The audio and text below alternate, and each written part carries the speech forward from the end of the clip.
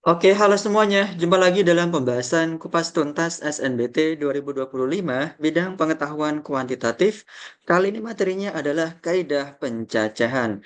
Ini merupakan video yang ke-17 dari serangkaian pembahasan Kupas Tuntas SNBT 2025 ya. Dan sekarang kita masuk ke materi yang terakhir yaitu kaidah pencacahan. Langsung kita masuk ke soal yang pertama. Perhatikan. 4 pria dan 3 wanita akan duduk sejajar pada sebuah bangku panjang. Jika pada posisi pinggir kanan dan kiri ditempati oleh pria, banyak susunan penempatan tempat duduk adalah A180 cara, B360, C720, D1080 atau yang E1440. Nah, perhatikan kalimatnya. Pada 4 pria dan 3 wanita itu akan duduk sejajar pada sebuah bangku panjang. Jadi di sini ada sebuah bangku panjang ya, akan diisi oleh 4 pria dan 3 wanita ya, duduk sejajar pada sebuah bangku. Nah, jika pada posisi pinggir kanan dan kiri, pinggir kanan di sini dan pinggir di sini itu ditempati oleh pria, maka banyak susunan penempatannya itu berapa? Nah, perhatikan. Jadi di pinggir kanan di sini itu harus diisi oleh pria dan di pinggir kiri di sini itu juga harus diisi oleh pria. Sedangkan total prianya itu ada 4 pria.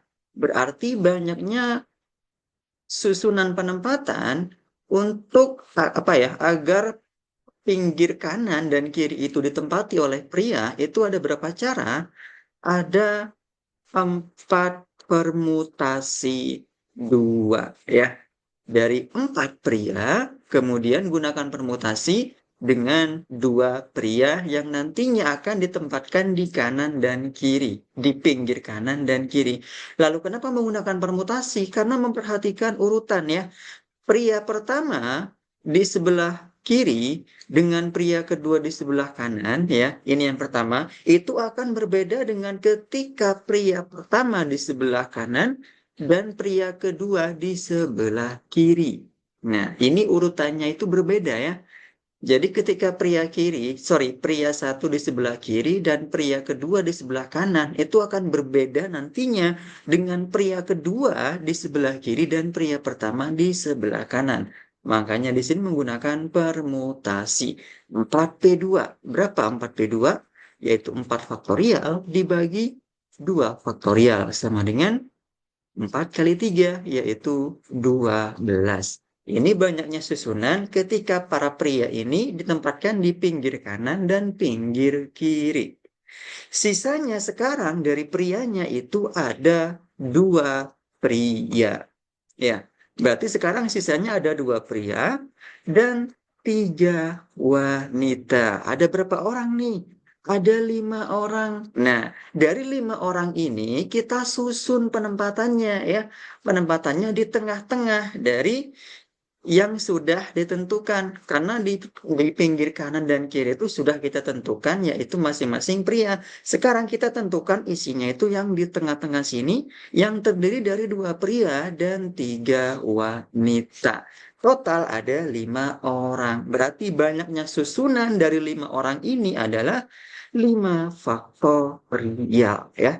Yaitu 5 dikali 4 dikali 3 dikali 2 dikali 1. Berapa nih? Hasilnya adalah 120. Jadi total banyak susunan penempatan tempat duduknya tuh ada berapa totalnya? Berarti 12 ini kita kalikan dengan 120. Totalnya ada 1440 cara ya. Jawaban yang tepat adalah yang E, 1440. Kurang lebih seperti itu ya. Oke, kita bahas soal yang kedua. Perhatikan soalnya. Suatu ulangan harian mata pelajaran tertentu tersedia 10 soal yang berbeda. Pernyataan yang pertama, jika siswa harus menjawab 9 soal, maka banyaknya susunan jawaban yang mungkin adalah 10. Kalau menjawab 8 soal, pernyataan yang kedua ya, maka banyaknya susunan jawaban yang mungkin itu 45. Pernyataan yang ketiga, kalau siswa menjawab 7 soal, maka banyaknya susunan jawaban yang mungkin adalah 120. Kalau siswa menjawab 6 soal, maka banyaknya susunan jawaban yang mungkin adalah 210. Manakah jawaban yang benar dari pernyataan di atas? Yang A, pernyataan 1, 2, dan 3. B, 1 dan 3. C, 2 dan 4. D, 4. Atau yang E, semua jawabannya bernilai benar. Nah, jadi masalah ini tuh kita selesaikan dengan apa? Dengan kombinasi. Kenapa? Karena ya, dari sejumlah soal yang tersedia itu ada 10 soal yang berbeda ya.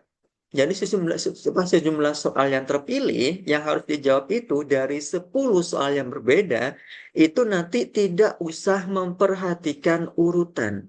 Tidak memperhatikan urutan. Misalkan siswanya itu disuruh mengerjakan 2 soal. Kan bisa milih tuh. Bisa milih soal nomor 1 atau nomor 2 atau nomor 3. Nah, soal nomor 1 dan nomor 2 ini akan sama ketika siswa itu memilih soal nomor 2 dan nomor 1, ya.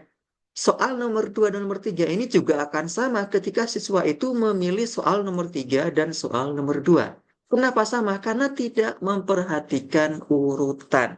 Tergantung dengan soal yang dipilihnya. Tidak ada urutan yang harus diperhatikan. Itu kuncinya. Makanya di sini menggunakan kombinasi. Jadi untuk pernyataan yang pertama itu ada 10 soal yang tersedia dan harus menjawab 9 soal. Berarti kuncinya adalah 10 kombinasi 9, yaitu 10 faktorial dibagi 1 faktorial 9 faktorial sama dengan hasilnya adalah 10. Yang kedua berarti 10 kombinasi 8 karena 8 soal yang harus dijawab. 10 kombinasi 8 yaitu 10 faktorial dibagi 2 faktorial dikali 8 faktorial. Ini hasilnya adalah 10 dikali 9 dibagi 2 sama dengan 45. Jadi pernyataan yang pertama itu 10 ini bernilai benar ya. Pernyataan yang kedua 45 ini juga bernilai benar. Coba kita cek pernyataan yang ketiga dan yang keempat. Yang ketiga itu harus menjawab 7 soal. Berarti kan 10 kombinasi 7. Ini sama dengan 10 faktorial dibagi 3 faktorial dikali 7 faktorial ya. Sama dengan 10 dikali 9 dikali 8 dibagi 3 faktorial atau 6. Sama dengan 120. Jadi pernyataan yang ketiga ini juga bernilai benar. Lalu kita cek pernyataan yang terakhir, 10 kombinasi 6.